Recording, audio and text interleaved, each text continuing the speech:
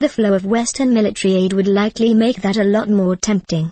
If the negotiations stall, or prove too humiliating for Poroshenko, he may feel compelled to try his luck on the battlefield once more. Equipped with an arsenal of NATO-grade kit, Ukraine's forces could again march on the separatist holdouts in the east, hoping to surround them and lay siege to their cities. That is roughly where the conflict stood about 2 weeks ago, when the death toll in this war had already topped 2,000, and Poroshenko had his best chance to begin negotiations on his own terms. His military had at that point taken back control of more than half of the rebel-held territory and encircled the remaining strongholds.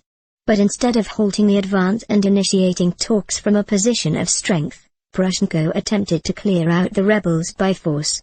Putin then made his reaction clear, says Simon Saradzyan, a Russian expert at Harvard University's Belfer Center. He will not stand by and let the separatists be defeated.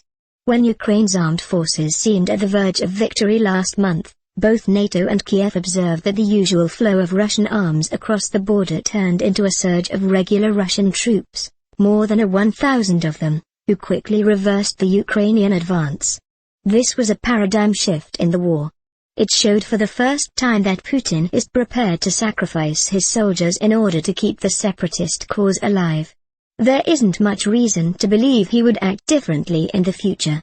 If Ukraine's forces were equipped with Western arms, it might in fact be easier for Putin to justify a broader offensive against them.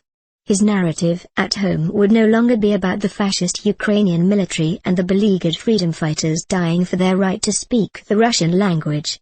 It would be about Western weapons slaughtering the ethnic Russians of eastern Ukraine. That picture on Kremlin-owned TV would incite enough outrage against the West in Russia to subdue public resistance to the use of Russian troops.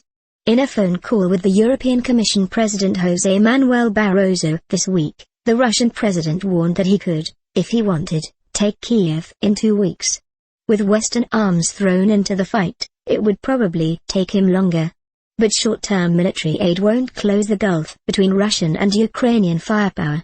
Russia's defense budget is nearly 50 times greater than Ukraine's.